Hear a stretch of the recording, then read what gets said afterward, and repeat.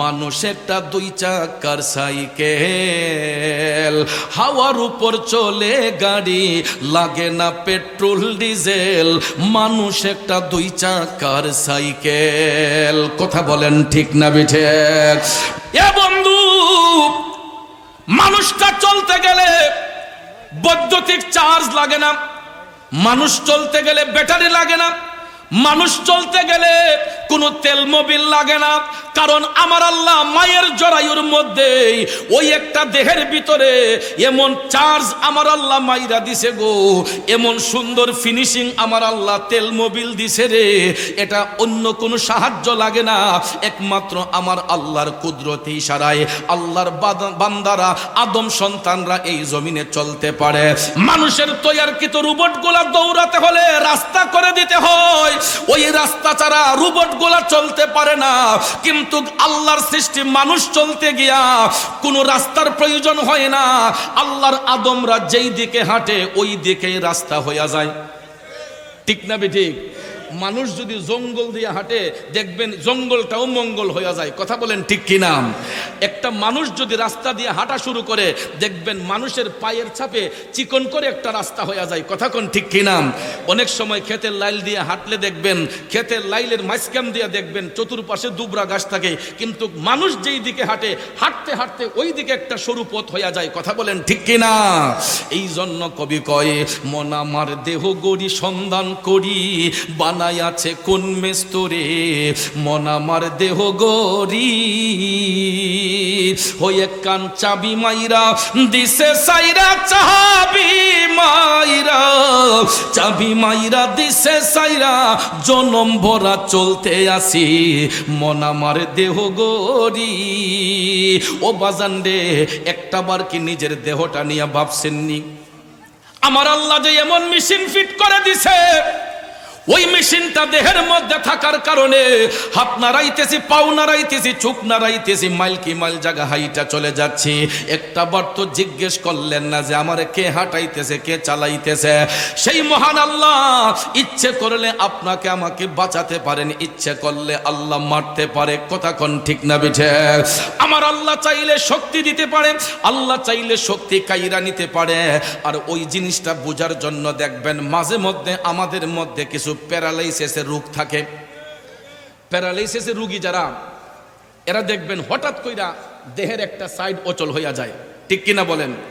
হঠাৎ করে দেখবেন একটা হাত একটা পাও অবশ হইয়া যায়। আহারে, যেই লোকটা কেজির কেজি ওজন হাতের মধ্যে নিয়া মাইল কি মাইল জায়গা হাঁটলো, ওই লোকটা হঠাৎ করে অচল হইয়া গেছে। করছে কে? আমরা কই বাতাস লাগছে, আলগা বাতাস লাগছে। তা আলগা বাতাস যে লাগছে, ওই আলগা বাতাসটা পাঠাইছে কে? বাতাসের আবিষ্কারক কে? কিন্তু আমরা মুখে মুখে বলি তার আলগা বাতাস লাগছে, এই জন্য দেহের একটা সাইড অচল হয়েছে। একটা বার তো ভাবি না যে ওই আলগা বাতাসটা পাঠাইলো কে?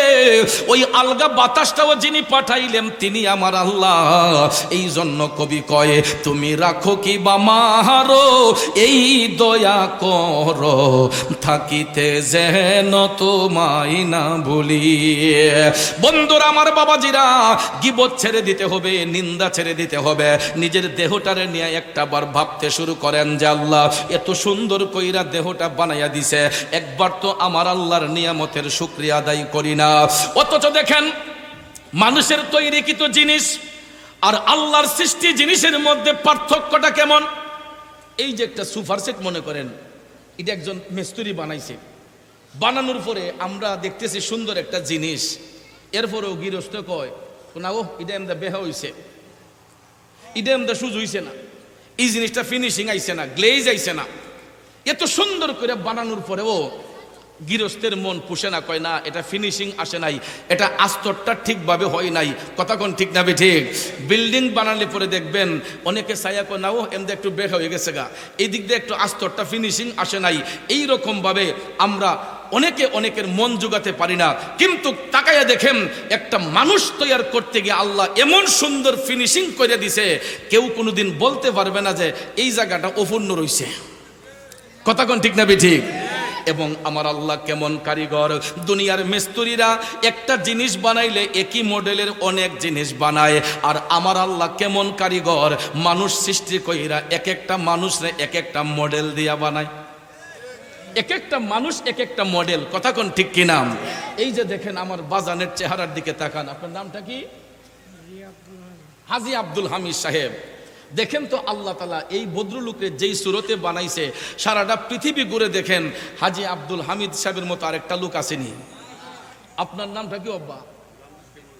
জনাব গোলাম চিশতি মোল্লা সাহেব।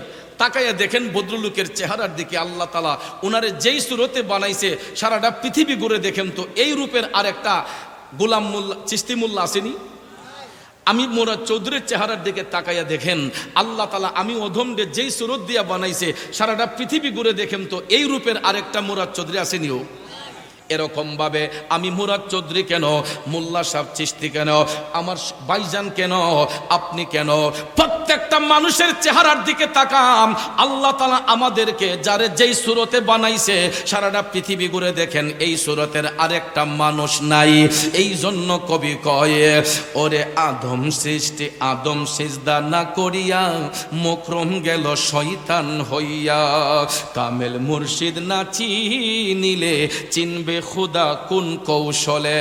ওরে মূল মহাজন আদম মাঝে সৈয়দ বিনু মিয়া কয়, কোরআন হাদিস কইলা দেখো ভাই, আদম তো সামান্য নয়। বন্ধুরে এক একটা আদম রে এক একটা সুরত দিয়া আমার আল্লাহ বানাইছে। এই জন্য আল্লাহ যদি চিনতে হয়, নিজের দেহটাকে আগে যাচাই করতে হবে। আমরা তো একজন আর একজন নিয়ে গীবত করি, পরনিন্দা করে, কিন্তু নিজের দেহটারে তো একটা বার চিনার চেষ্টা করি না। এ তরিকতের প্রেমিক পাগলরা শুনেন, শুধু পিশাব ধরলেই হবে না, পিশাব ধরার পরে নিজের দেহটারে আগে চিনতে হবে। কেন আমরা মুর্শিদ ধরি এটা বুঝতে হবে। শুনেন, দেহের হচ্ছে তিনটা ভাগ। কয় ভাগ? মানুষের এই দেহটা এটারে তিন ভাগ করা হয়েছে। সুফি তত্ত্ব নিয়ে গবেষণা করবেন, করলে পরে পাইবেন মানুষের দেহের তিনটা ভাগ। কয় ভাগ? একটারে বলা হয় ফানাফিল্লাহ, আরেকটারে বলা হয় ফানাফির রসুল, আরেকটাকে বলা হয় ফানাফিস শায়েখ। মারহাবা কোন? দেহের ভাগ কয়টা? ফানাফিল্লাহ, ফানাফির রসুল, ফানাফিস শায়েখ। তিনটা হচ্ছে দেহের ভাগ। এখন কোনটা কোন ভাগ? এই গলা থেকে থুতি থেকে মাথার তালু পর্যন্ত এই রূপটাকে বলা হয় ফানাফিল্লাহ। এই অংশটা কি? ফানাফিল্লাহ। আর গলা থেকে নাভি পর্যন্ত এই দেহটাকে বলা হয় ফানাফির রসুল। নাভি থেকে নিম্ন দেশ পর্যন্ত, পায়ের বৃদ্ধাঙ্গুল পর্যন্ত ওই নিম্ন দেশটাকে বলা হয় ফানাফিস শায়েখ। মারহাবা কোন? সমাজের মানুষ তিনটা প্রেমে কান্দে। এক কান্দে আল্লাহর প্রেমে, আরেক কান্দে দয়াল নবীর প্রেমে, আরেক কান্দে শায়েখের প্রেমে, জগতের প্রেমে। কথা কোন ঠিক কি না? একটু দুরূদ শরীফ পড়েন, আল্লাহুম্মা সাল্লি। এই আজকে সাউন্ডে ডিস্টার্ব করে গেলে। মুহাম্মাদ আল্লাহুম্মা সাল্লি আলা সাইয়্যিদিনা, তাড়াতাড়ি করো, আদনা বি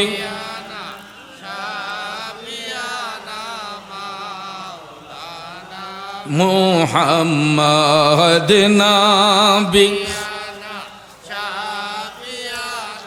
মাওলানা মুহাম্মদ আল্লাহুম্মা সাল্লি আলা সাইয়্যিদিনা মুহাম্মদ নাবি